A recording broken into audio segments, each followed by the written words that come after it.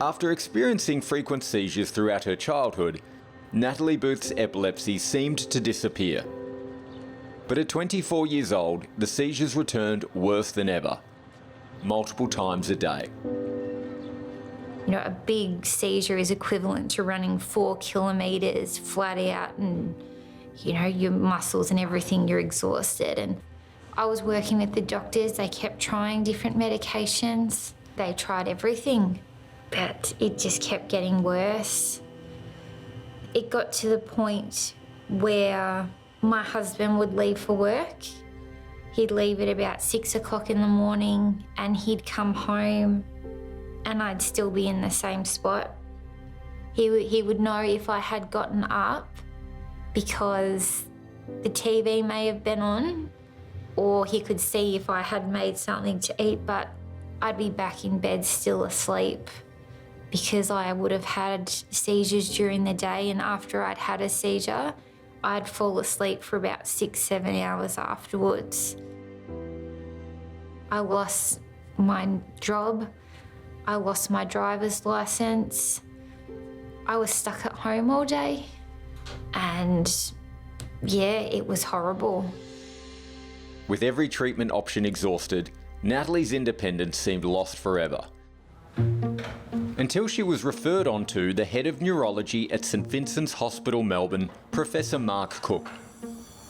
Most people with seizures are well controlled on a single medication, but for about a third of people, even multiple medications might not work. So we're desperate for other solutions to chronic epilepsy. In 2016, St Vincent's new Biomedical Engineering Research Centre, ACMD, launched a world-first trial for a radical epilepsy treatment, involving surgically implanting a device into patients' bodies that pumps anti-convulsant drugs straight to the brain. Okay, so how the system is installed relates very much to getting a catheter into these fluid-filled cavities deep within the brain. And you can see these are quite narrow normally, and so they require a lot of skill on the part of the surgeon to get a catheter into that. So this very narrow, very soft tubing connects to the catheter and is tunnelled down under the skin of the scalp, neck, chest and abdomen to the pump itself, which sits under the skin of the abdomen. So this is the actual pump. It's placed usually around here. We can put a needle into that through the skin and fill it up with the medication when we need to. Normally, when you take medications, you swallow them, obviously, they get absorbed, and the first destination is the liver, so a lot of the drug gets removed from the system very quickly. Then only a small fraction gets into the blood, which goes to the brain, and that's obviously where we want the drug to have its effect. So the idea behind putting drugs directly into brain is that, one, you get the drug in much higher concentrations than might otherwise be possible, and two, you might avoid a lot of the side effects that the drug causes. Given that this was the very first trial of its kind, there was no way of knowing how effective or even how harmful the pump implant would be for patients. But even the slimmest chance of a seizure-free life was too enticing for Natalie to turn down. To an epileptic, that's like, oh yes, you know, yes, who wouldn't want to be seizure-free? I will do anything. And I had no other choice, like my road had ended. After becoming the first person in the world to have the device inserted, Natalie started making monthly hospital visits where she would report on her seizures and have the medication in her pump adjusted. At the start, it started to work slowly when they were getting the levels right. That's when I noticed, I'm like, oh, I haven't had a seizure in 2 days.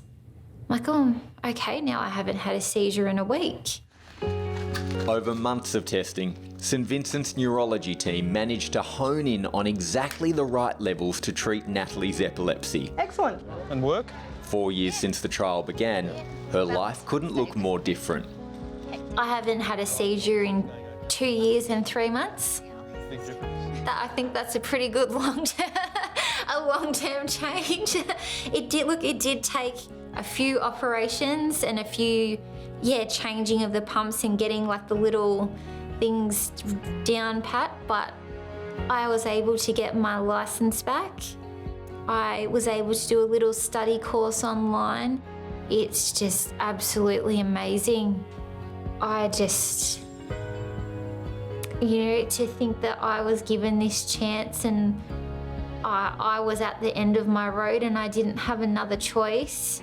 Well, I had nowhere to go, and now I have my independence back every Sunday. I get up and I get to go shopping by myself. Like on the Sunday just gone, my husband's like, "Oh, I'll come shopping if you want." I'm like, "No, you have to stay at home."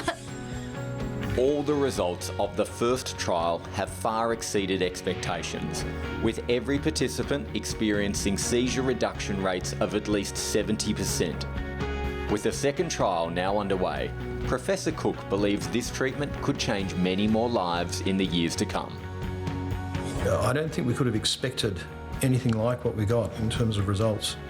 And we really didn't know whether it would work at all.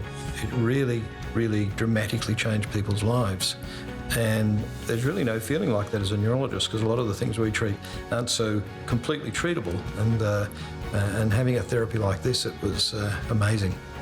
I still thank God and Mark every day for giving it to me and letting me be the first. Yeah, I don't think I would have cared if I was the first or the last, but